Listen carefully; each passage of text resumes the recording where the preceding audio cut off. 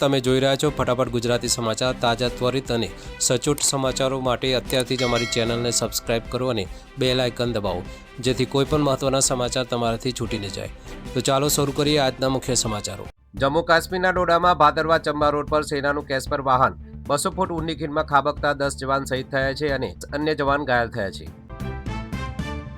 ખરાબ રસ્તાને કારણે સર્જાયેલી આ દુર્ઘટના બાદ સેના અને બચાવ ટીમો દ્વારા યુદ્ધના ધોરણે રેસ્ક્યુ ઓપરેશન હાથ ધરી ઘાયલોને હોસ્પિટલ ખસેડવામાં આવ્યા.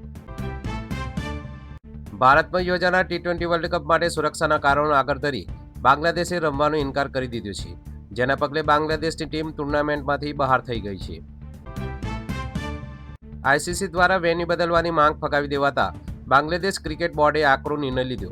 જોકે બોર્ડના પ્રેસિડેન્ટે હજુ પણ ICC સાથે આ મુદ્દે વાતચીત ચાલુ રાખવાની આશા વ્યક્ત કરી.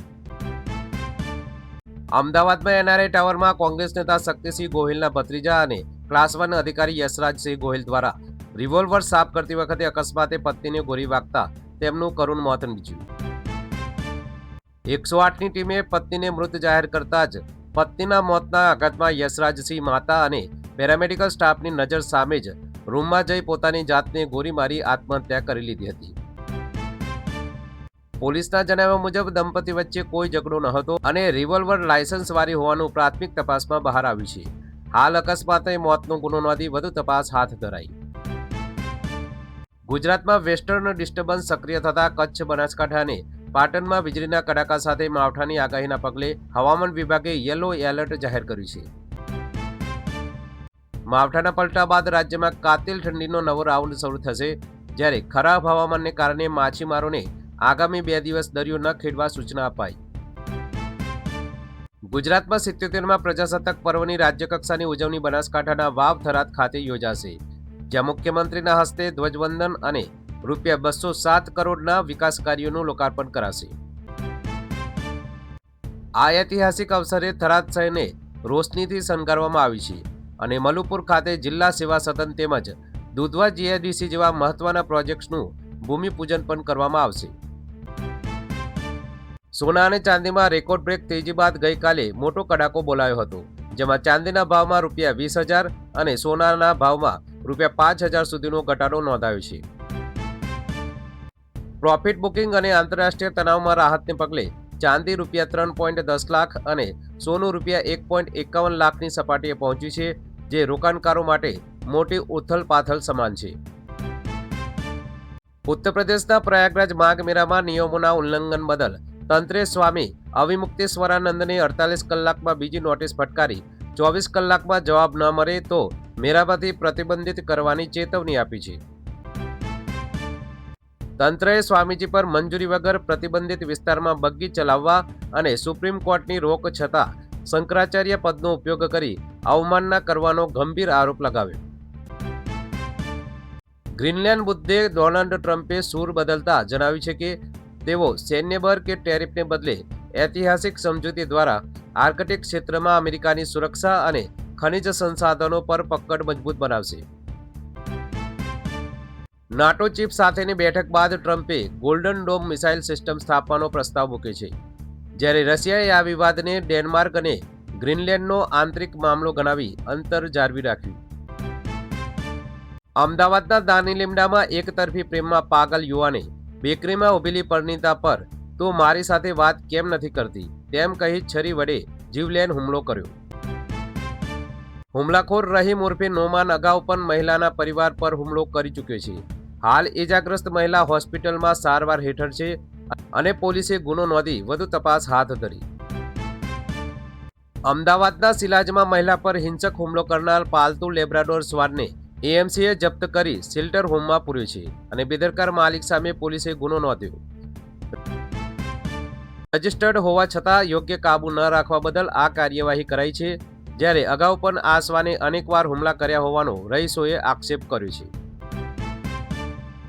અમદાવાદ સહિત રાજ્યભરમાં આંખો અંજાઈ જાય તેવી ગેરકાયદેસર વ્હાઇટ LED હેડલાઇટ ધરાવતા વાહનો સામે RTO વિભાગે લાલ આંખ કરી સઘન ઝુંબેશ શરૂ કરી છે.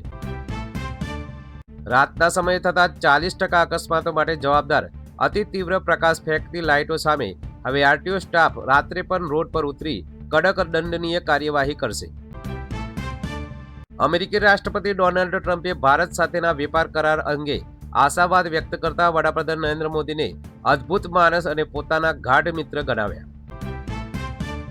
દાવોસમાં ટ્રમ્પે જણાવ્યું કે અમેરિકા ભારત સાથે એક સારો સોદો કરવા જઈ રહી છે, જેમાં ટેરિફ, બજાર એક્સેસ અને કૃષિ જેવા મહત્વના ક્ષેત્રો પર લાંબા ગાળાના વિવાદોનો ઉકેલ આવશે. ગાંધીનગરની જેએમ ચૌધરી કોલેજના ક્લાસરૂમમાં 19 વર્ષીય વિદ્યાર્થીનીએ ઘરે ફાંસો ખાઈ આપઘાત કરી લેતા સમગ્ર કેમ્પસમાં ચકચાર મચી ગઈ છે. પરીક્ષાના તણાવમાં આ અંતિમ પગલું ભર્યું હોવાનું પ્રાથમિક અનુમાન છે, જ્યારે વિદ્યાર્થી ક્લાસરૂમમાં બેન્ચ પર ચડી ફાંસો ખાતી હોવાનું સમગ્ર ઘટના સીસીટીવીમાં કેદ થઈ છે. રાજસ્થાનના જોધપુરમાં માનવતાનું અદ્ભુત ઉદાહરણ જોવા મળ્યું છે, જ્યાં કેન્સર અને કીમોથેરાપીના કારણે વાર ગુમાવી ચૂકેલી માસૂમ વિદ્યાર્થીની એકલી ના પડી જાય અને તેનો આત્મવિશ્વાસ જળવાઈ રહે તે માટે આખી સ્કૂલના વિદ્યાર્થીઓ અને શિક્ષકોએ સામૂહિક મુંડન કરાવી દીધું.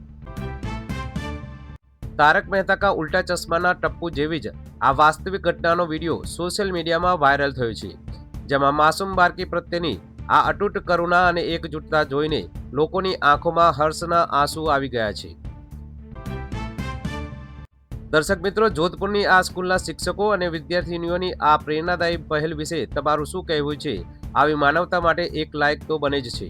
તમારા સુંદર મંતવ્યો કોમેન્ટમાં જણાવો અને ચેનલને સબસ્ક્રાઇબ કરવાનું ભૂલતા નહીં. ડોનાલ્ડ ટ્રમ્પે દાવોસમાં બોર્ડ ઓફ પીસ સંસ્થા લોન્ચ કરી હમાસને હથિયાર હેઠા મૂકવાની અંતિમ ચેતવણી આપી છે, જેમાં પાકિસ્તાન સહિત અનેક દેશો સભ્ય બન્યા.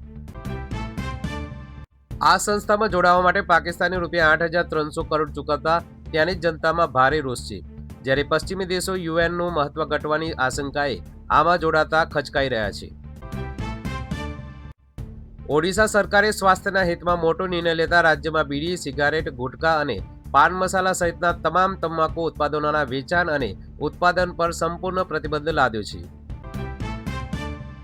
રાજ્યમાં કેન્સરનું વધતું પ્રમાણ રોકવા માટે સુપ્રીમ કોર્ટ અને FSSAIના નિર્દેશો મુજબ આ કડક અમલવારી કરવામાં આવી છે, જેનો ભંગ કરનાર સામે કાયદેસરની કાર્યવાહી કરવામાં આવશે. સુરતના ઉમરામાં લૂમ્સ ફેક્ટરીના મેનેજરે 2 બાળકોને ચોકલેટની લાલચ આપી ઉઠાવી જઈ જાતીય સતામણીનો પ્રયાસ કર્યો, પરંતુ પોલીસે ગણતરીના કલાકોમાં જ તેને દબોચી લીધો. આરોપી હર્ષ શેઠ અગાઉ તડીપાર થયેલો ગુનાહિત ઇતિહાસ ધરાવે છે.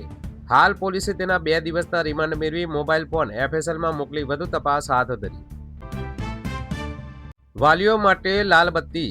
મિત્રો, આવી ઘટનાઓ રોકવા માટે બાળકોને અજાણ્યા વ્યક્તિઓથી દૂર રહેવા કઈ રીતે સમજાવવા જોઈએ? તમારા સૂચનો કોમેન્ટમાં જણાવો. બાળકોની સુરક્ષા જાગૃતિ માટે આ વિડીયોને શેર કરો, લાઇક કરો અને ચેનલને સબસ્ક્રાઇબ જરૂર કરજો.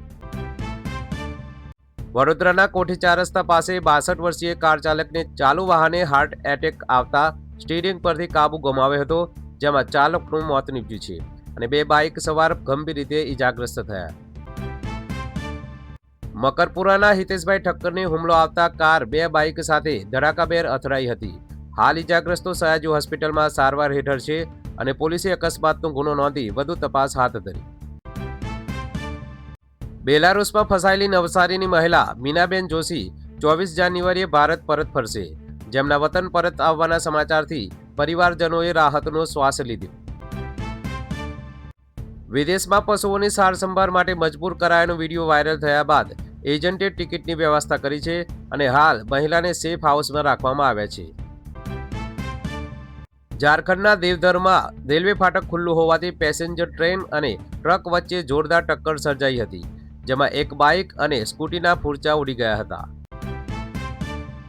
સદનસીબે અકસ્માતમાં કોઈ જાનહાનિ થઈ નથી, પરંતુ દેવધર ગિરિહીડ મુખ્ય માર્ગ અને રેલવે વ્યવહાર 3 કલાક સુધી ખોરવાતા મુસાફરોને ભારે હાલાકી ભોગવવી પડી હતી. ધારની ભોજશાળામાં વસંત પંચમી અને શુક્રવાર એક સાથે હોવાથી સુપ્રીમ કોર્ટે મધ્ય માર્ગ કાઢતા બપોરે 12 વાગ્યા સુધી પૂજા અને ત્યારબાદ 1 થી 3 વાગ્યા સુધી નમાજની મંજૂરી આપી છે. કોર્ટે સ્પષ્ટ કર્યું છે કે નમાજ પૂર્ણ થયા બાદ હિન્દુ પક્ષ ફરી પૂજા કરી શકશે, તેમજ સાંપ્રદાયિક સૌહાર્દ જળવાય તે માટે બંને પક્ષો માટે અલગ પ્રવેશ અને નિકાસ માર્ગોની વ્યવસ્થા કરવા આદેશ આપ્યો છે. મહારાષ્ટ્રની 29 મહાનગરપાલિકાઓ માટે જાહેર થયેલી મેયર પદની લોટરીમાં મુંબઈ અને પુણે સહિત 17 શહેરોમાં મહિલા મેયરની નિમણૂક કરવામાં આવશે. મુખ્યમંત્રી શિંદેના ગઢ ગણાતા ઠાણેમાં મેયર પદ એસસી કેટેગરી માટે અનામત રખાયું છે, જ્યારે ચંદ્રપુરમાં સતત 5મી વખત મહિલા મેયર પદની કમાન સંભાળશે. છત્તીસગઢના બલોદા બજારમાં ખાનગી સ્ટીલ પ્લાન્ટની ભઠ્ઠીમાં પ્રચંડ બ્લાસ્ટ થતા 6 મજૂરોના કરુણ મોત નીપજ્યા અને અનેક લોકો કાટમાળ નીચે દટાયા હોવાની આશંકા. વિસ્ફોટ એટલો ભયાનક હતો કે ગરમ સળિયા મજૂરો પર પડ્યા હતા. હાલ 5 ઇજાગ્રસ્તો ગંભીર હાલતમાં સારવાર હેઠળ અને સરકારે મૃતકોના પરિવારો માટે વળતરની જાહેરાત કરી.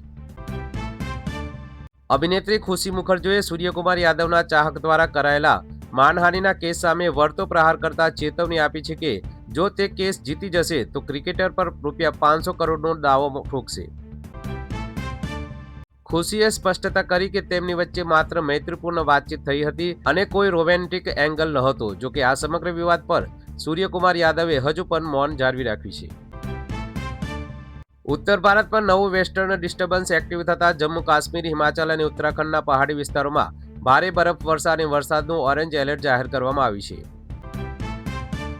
રાજસ્થાન, પંજાબ, હરિયાણા અને દિલ્હીમાં આગામી 2 દિવસ સુધી હળવાથી મધ્યમ વરસાદ સાથે 60 કિલોમીટરની ઝડપે તેજ પવન ફૂંકાવાની અને ક્યાંક કરા પડવાની શક્યતા. ઉત્તર પ્રદેશના 15 જિલ્લાઓમાં આજથી વાવાઝોડા અને વરસાદની ચેતવણી અપાઈ છે, જ્યારે મધ્યપ્રદેશમાં વરસાદી માહોલ બાદ 25 જાન્યુઆરીથી પારો 2 થી 3 ડિગ્રી ગગડતા કાતિલ ઠંડીનો નવો રાઉન્ડ શરૂ થશે. શ્રીનગરમાં લઘુત્તમ તાપમાન 2.4 ડિગ્રી સેન્ટીગ્રેડ નોંધાયું છે, જ્યારે પંજાબના આદમપુરમાં પારો 2.6 ડિગ્રી સુધી પહોંચતા હાડ થીજવતી ઠંડીનો અનુભવ થઈ રહ્યો છે, જેની અસર આગામી 27 જાન્યુઆરી સુધી યથાવત રહેશે. અમદાવાદના ગાયકવાડ હવેલી પોલીસ સ્ટેશનની માત્ર 100 મીટર દૂર પબજી ગેમ રમવાની અદાવતમાં અશોક ઓડ નામના યુવકની છરીના ઘા ઝીંકી નિર્મમ હત્યા કરવામાં આવી છે. મોબાઈલ ગેમની નજીવી બાબતે થયેલી તકરારમાં 2 શખ્સોએ યુવક પર જીવલેણ હુમલો કર્યો હતો. પોલીસે ગણતરીના કલાકોમાં જ આરોપી મિત અને શાહિદની ધરપકડ કરી કાયદેસરની કાર્યવાહી હાથ ધરી. મિત્રો, મોબાઈલ ગેમ પાછળ યુવાધન આટલું હિંસક બની રહ્યું છે તે કેટલું યોગ્ય છે? શું આવી ગેમ્સ પર કડક નિયંત્રણો હોવા જોઈએ? તમારો વિચારો અમને કોમેન્ટમાં જણાવો. ડોનાલ્ડ ટ્રમ્પના આક્રમક વલણ સામે યુરોપે વળતો પ્રહાર કરી કરોડો ડોલરનો ટર્નબેરી વેપાર કરાર મોકૂફ રાખવાની જાહેરાત કરતા વૈશ્વિક ટ્રેડ વોરના ભણકારા વાગી રહ્યા છે. ગ્રીનલેન્ડ વિવાદ વચ્ચે ટ્રમ્પે યુરોપિયન દેશો પર 1 ફેબ્રુઆરીથી 10% ટેરિફ લાદવાની ધમકી આપી હતી, જેના જવાબમાં યુરોપિયન યુનિયને અમેરિકા સાથેની તમામ કાયદાકીય વેપાર પ્રક્રિયાઓ ફ્રીઝ કરી દીધી છે. તો આ હતા આજના ફટાફટ ગુજરાતી સમાચાર. વધુ સમાચારો અને અપડેટ્સ માટે અમારી સાથે જોડાયેલા રહો. ફરી મળીશું આવતીકાલે નવા સમાચારો સાથે. જય હિન્દ.